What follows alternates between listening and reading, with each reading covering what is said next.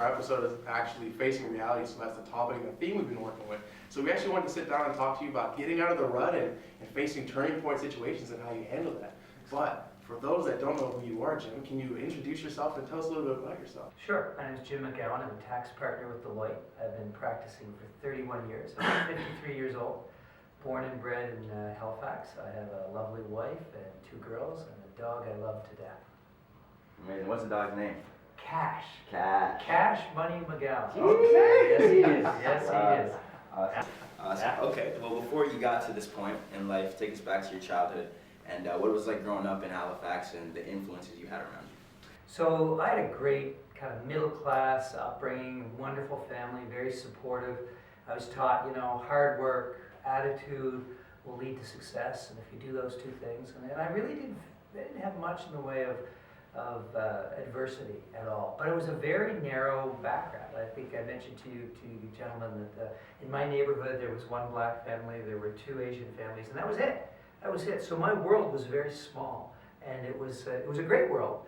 But as life goes on and the journey takes place, your experiences expand and your perspective expands. And it's been wonderful so far. So that's my background. Right. Okay, so where would you say you're on your journey now? Oh, I would hope to think I'm only midway.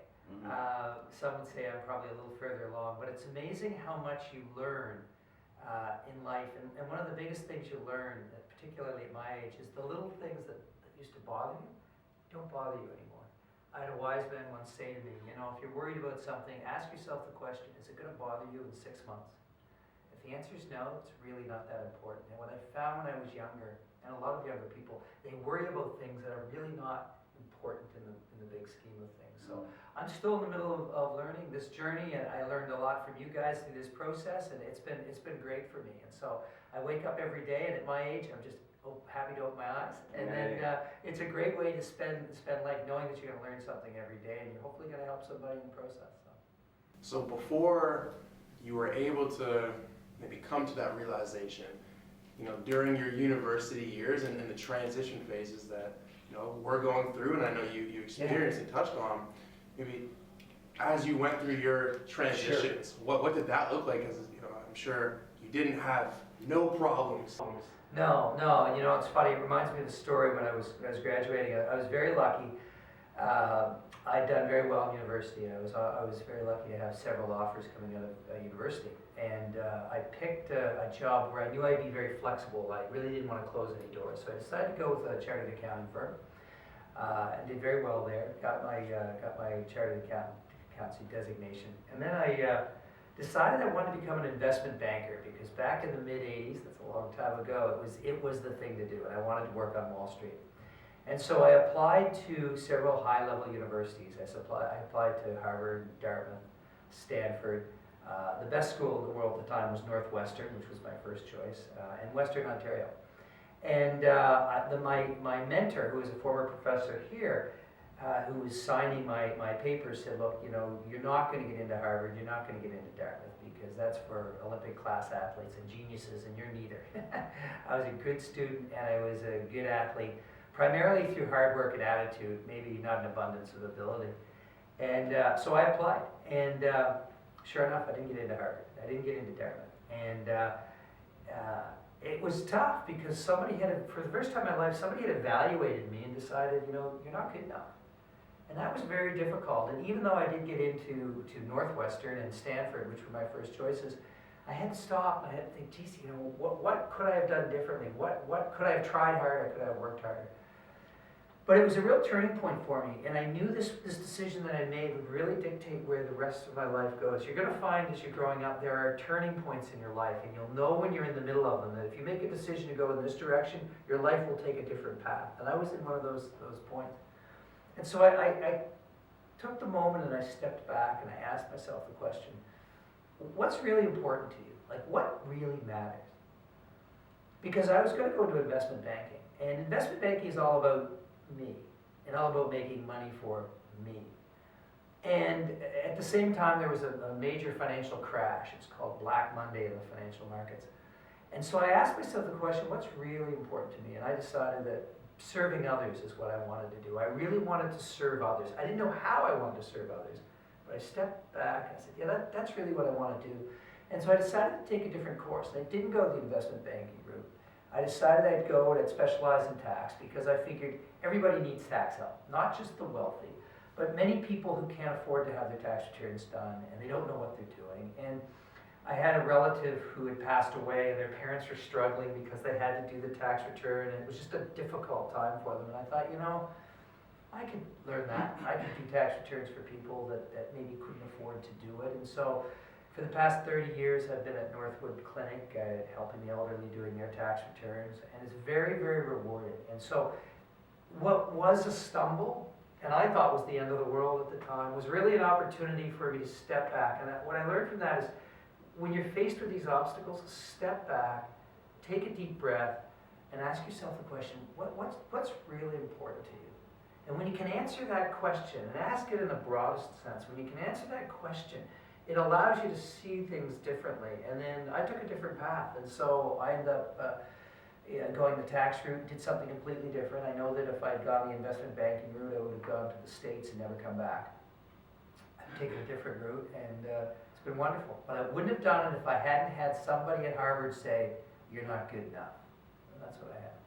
And that was a challenge to your identity and your life story as it was playing out in your mind at that time, I can only imagine. And so what did that look like, the amount of energy that you had to, I think, muster up to be able to step back? Because as university is the age of discovery and you're really trying to figure out what you're passionate about, how did you go about stepping back in the sense that maybe it was there's the emotional aspect of that, you're telling me I'm not good enough, but how did you apply your logic to, okay, well, I need to calm down, I need to take a minute to step back and figure out what it is that I'm passionate about? I believe that everything happens for a reason. And I think that I looked at that as an opportunity because, quite frankly, nobody really said no to me before. Because I was the guy on the team that was maybe not the best, but I worked the hardest. So I always made the team. And I was always successful because I had great attitude and I worked really hard. And I was always there for others. But life isn't always fair. And I remember my dad saying to me, life isn't fair. Don't expect life to be fair. Don't expect because you're a good guy for good things to happen to you. And really the measure of somebody is when something unfortunate happens to you and how you react to it. And so it forced me to look at it. And I didn't realize at the time, but as I stepped back and I thought, I had some time, I thought, this is a real important decision. And maybe part of the decision has been made for me. Maybe there's a reason why I'm not going to go to the US and I'm not going to be an investment banker. And it is tough and you got to take ego out of it. And it was difficult for me because I'd been successful. But I knew that there was something different for me, something better for me. And I followed that. And I had an ex-girlfriend, and when you reach my age, you've got lots of ex-girlfriends. But I had an ex-girlfriend once say to me, you're going to make a decision. It's up to you to make it the right decision. Life is full of decisions. Sometimes you make good decisions, sometimes you make bad decisions. And every decision has a consequence. But once you make a decision, it's up to you to make it the right decision. Don't think about what if. Right? Life's a journey. Everything, you're going to have bad things happen to you, you're going to have good things happen to you. It all makes you the person you are. You learn from the bad, you cherish the good. So obviously it seems like you learned a lot from your setbacks. Maybe change your mindset a little bit more, because I know it's not always easy starting that new path. You might have people, maybe not agree with you, maybe family members or people important in your life, but it seemed like you were focused, right? So could you maybe take us back to one of your biggest setbacks and how you propelled through it? Sure.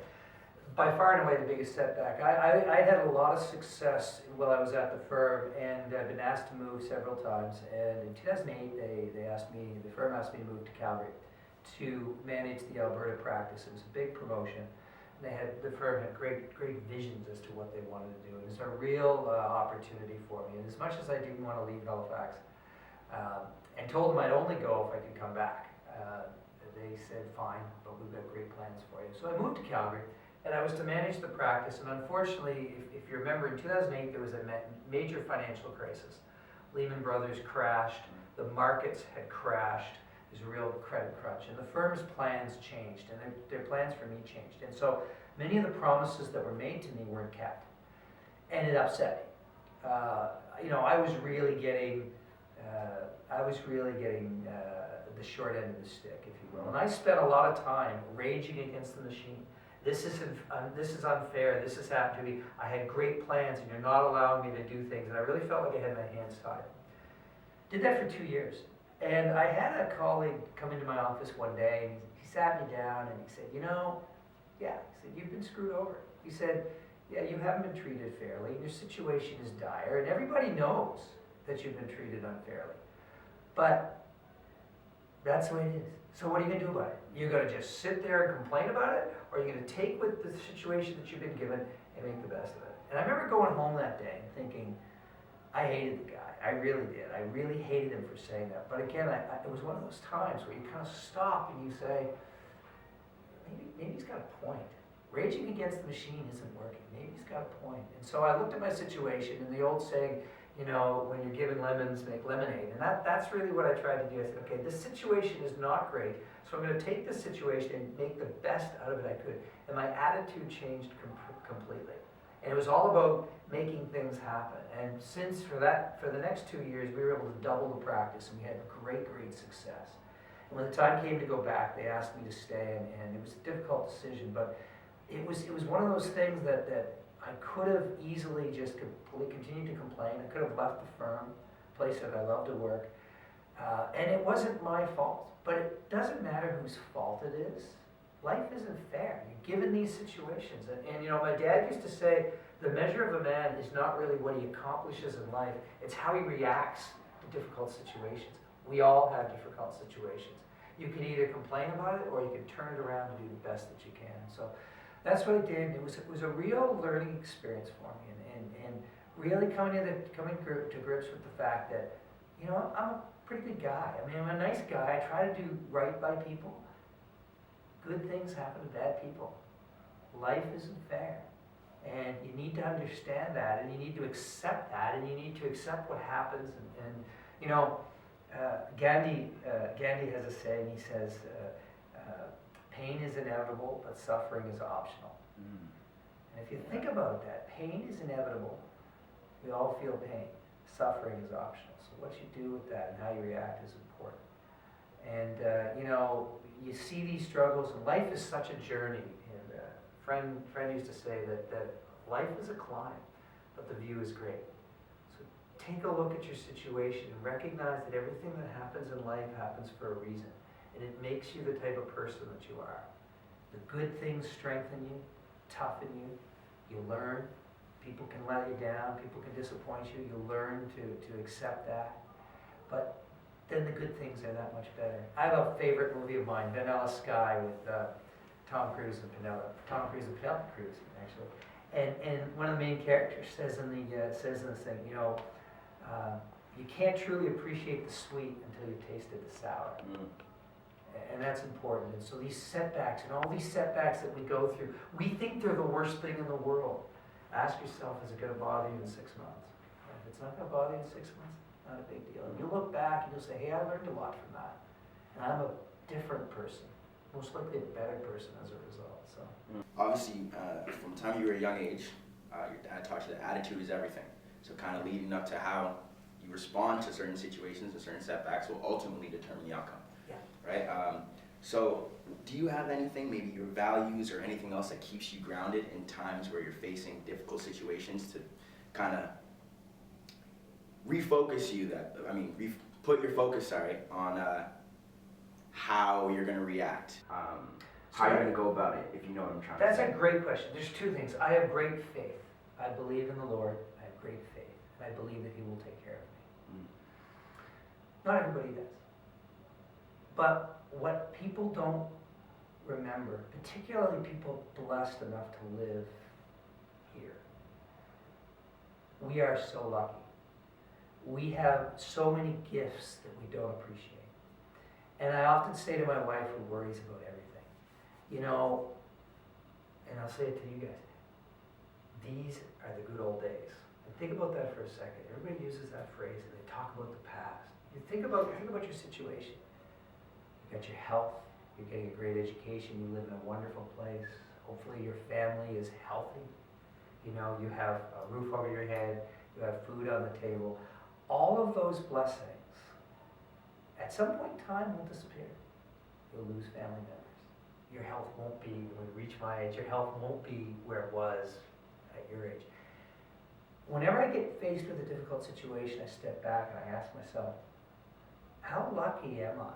In the big scheme of things, how lucky am I? I lost my dad suddenly. I worked very closely with my dad and loved him to death. I lost him a few years ago, 13 years ago. And I got the call. I was going to the Hall of Fame game in Canton, Ohio, middle of the summer. And I got the call that he had died of a heart attack. And so I had to hop a plane in Cleveland, and I actually wrote the eulogy on the flight back. I remember my wife greeting me with tears in her eyes, and I remember saying to her, remember I talked about the good old days? A little bit of the good old days are gone, and they'll never come back. And so what I would suggest to people listening to this is remember how lucky we are compared to so many other people. You know, so many other people around the world. We're just so lucky to live in North America, and particularly in Canada. But just think about the blessings that you have and appreciate those things. And when I'm faced with something very difficult, I step back and I just realize, man, I'm pretty lucky. I'll get through this because I have all of these things. I think it's super important to have the ability to be present, because taking a step back is very hard, especially when you're in a situation you're challenged, someone's challenging who you are, your perception, your identity, and things like that. But as you said, you know, you've been going through the process and learning things from your dad and friends and people that, you know, your support network and system. How did you kind of develop those tools to be able to step back and be present? Because it's easier said than done, and after practice and lots of practice, you're going to get better at it. But maybe how did you practice those, or Yeah. maybe are there a few things in your daily routine that you force yourself to be present with? Yeah. That's a great question. I wish I was as present as I sound. It was easier for me than it is for you at your age, because you need to understand that when I started with the firm in 1985, you guys weren't born, we didn't have cell phones.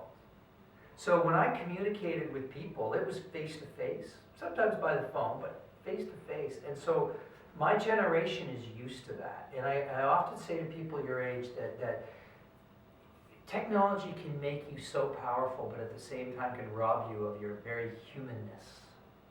Being able to reach out and touch somebody and actually make an impact on somebody's life. And so what I do is every time I wake up in the morning and Gene Simmons, the lead singer one of the lead singers from Kiss, used to say, every day above ground is a good day. And as funny as that sounds, it's true. And so I wake up every day and I ask myself the question, what can I do that can impact somebody in a positive way? And, you know, I used to do a little meditation. I don't have the attention span for it. I wish I did. But I'm always asking myself that question, what can I do to help somebody? Because ultimately, at the end of the day, all you have is the impact that you leave with others. And so what can you do? And how can you step back and realize it's not about you? There's a saying that people won't remember what you say, they'll remember how you made them feel. And so I'm constantly, and I have to do it every day. Every day I wake up and it's the first thing I think about. What can I do to make a difference in someone's life? And how can I make somebody's life a little better? And, you know, I'm certainly not perfect. I have my flaws, lots of them. My wife will tell you all about it. But if you can remember those things, you know, and life becomes so much sweeter, because it's not about the money you have in the bank account. It's about knowing that you've helped somebody along the way. It doesn't cost anything to be kind, right? That's what I love about Halifax. People are kind here. People are nice here. They go out of their way to be nice. And so when I go to larger centers, I try to be kind and I try to be nice, and they look at you like, where are you from? Type thing. But it's just a matter of reminding myself of the importance of doing kind things and how blessed I am and how fortunate I am. Just thinking about how you came to the point to have such a significant value for human connection, because I think it is undervalued and people overlook it maybe because of all the things that are coming at us on a daily basis. Yeah. Technology, or where we have all these influences in the school system, our peers become our biggest influence, or whatever it may be. So was it from your upbringing, or is it from your values that, or your perspective on life, that you have that value for creating a human connection, improving someone's life every day you wake up? So I'm a reasonably smart guy, but I'm not a genius. I'm not a genius. My wife will tell you that. In fact, she's often said, I'm smarter than you are. Life is not about being the smartest guy in the room. It's not about being the most hardworking, although both of those things are helpful. Life is about making a connection with somebody so that they genuinely like you, that they genuinely want to follow you. If you're a leader, you want people to follow you. So the human connection becomes important. And because I wasn't the smartest guy in the room, or maybe the hardest working, I was pretty smart now, I worked hard. But I also knew that if you can make a connection with somebody, if you can actually look at somebody and connect with them, it'll make all the difference in the world, because you'll make them feel like they're the only person in the room. And at the end of the day, and this is the challenge that you guys face at your age, is that you have so much technology. I wasn't burdened with this technology. I had no choice. I would go into a room and I would have to carry on a conversation. I'd have to understand what made them tick and what was important to them. That was my only form of communication, so I wasn't burdened with what you had. But I would say that with all of the forms of communication you have, those individuals in your generation who learn to make that connection, who actually learn to connect with people, they will rise to the top far more quickly than my generation, because you will stand out like a sore thumb. You will be so unique. And I see you guys in the gym. I'm in the gym every day. You can tell who's under 30 and who's not, because those under 30 are texting in between sets, right? I'm just enjoying the fact that I can do this and just how it makes me feel. I'm not worried about who I need to connect with. And at the end of the day, you guys are no different than I was 30 years ago.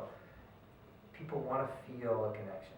We're all humans, and until we're replaced by something robotic, it's all about what's in here, right? And how people feel about you. And I've said to many people, and I'll put the pitch in here, there's a book that is extremely influential. It's called How to Win Friends and Influence People, Dale Carnegie. And I am telling you, that book is spectacular. And I'll leave you with one final story. The book's great because the chapters are short. And he always uses an example to make his point. And he says, the example he uses, he said, I'm going to describe something to you that never works a day in its life. You clean up after it. It doesn't talk back to you. It really doesn't do anything. You do everything. Costs you a lot of money to have this thing. And when this thing leaves your life, you're devastated. Devastated. And for those listening to this, they'll know what I'm talking about when I tell you what I'm talking about. And he said, that's a dog. He said, why do people love dogs? You think about it, they don't do anything. They don't work. They cost a fortune. You go around with a plastic bag and clean up after them. Why is it? I'll tell you why. Because dogs show you unconditional love. When you walk through that door, doesn't matter what kind of mood you're in, he loves you to death. And when I walk through that door, Cash is always there to greet me. His tail is wagging and he is so happy to see me.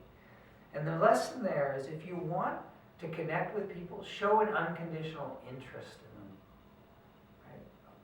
In the book they use unconditional love, that can get creepy. But if you show an unconditional interest in somebody and their well-being, and you want them to do well, you want to help them, they'll feel that. It's got to be genuine, because if it's not, they'll feel that too. But if it's genuine, people will follow you to the ends of the world, and they will listen to you, and they will connect with you. And and the dog is a classic example. I use that all the time, because people get it, especially pet owners. And if you've lost a pet, there's nothing worse. Why is it? Because dogs, although they will tick you off, they never intentionally hurt you. They just want to love you. And at the end of the day, as silly as it sounds, and the Beatles said it 30 years ago, all you need is love. It is about that. It is about caring. And when you guys asked me to do this, I thought, well, If this helps you guys, glad to do it, right? Because I'm genuinely interested in taking some of the mistakes that I made in life and hopefully showing somebody the error of my way so they don't make them themselves. I don't want to shortchange any of the message, but if you had a recommendation to yourself, former self at any age, what recommendation would you give? It would be that don't sweat the small stuff. Again, another great book, but don't sweat the small. Don't worry about this. Be true to yourself. Appreciate what you have. And I go back to that 6-month thing. If I spent, you spend all this time worrying, right? You spend all this time worrying about what you're going to do on that exam or what you're going to do with the girlfriend or the boyfriend you're having trouble with. And worry, you can't, somebody said to me once, don't worry about what you can't control. If you can't control it, you shouldn't worry about it. And that's easier said than done, but if you keep thinking about that, life goes by and slips by. And your age, you wouldn't realize it, but at my age, you realize how fast the years go by. And so if I could go back, I would say, look, don't sweat the small stuff. Don't worry about the things. Don't worry about the things you can't control. At the end of the day, as long as you take care of the important things, the rest of it takes care of itself. And before we let you go, I just want to ask, would you have the same recommendations for others in terms of getting out of the rut or facing turning points? Oh, absolutely. A turning point is nothing more than an opportunity to reflect on where you are. And, we all have difficult things happen. Seize that moment. Because it's very easy when life is going well. You don't learn much when life is going well. When you're in a rut or you're in a challenging situation, take that moment to reflect and understand how you got into that situation, what you might have done differently, and learn. And anybody who's reached a certain age will tell you they've learned so much more in life from the challenging times than from times when things were going well. And it becomes, believe it or not, you don't know it at the time, it's a blessing. You will grow so much more as an individual during those challenging times. Thank you so much for taking the time My out of your day pleasure. to join us here. My pleasure. You guys are doing great work and I'm glad I could be a part of it. Hi, I'm Jim MacGowan and this is my voice.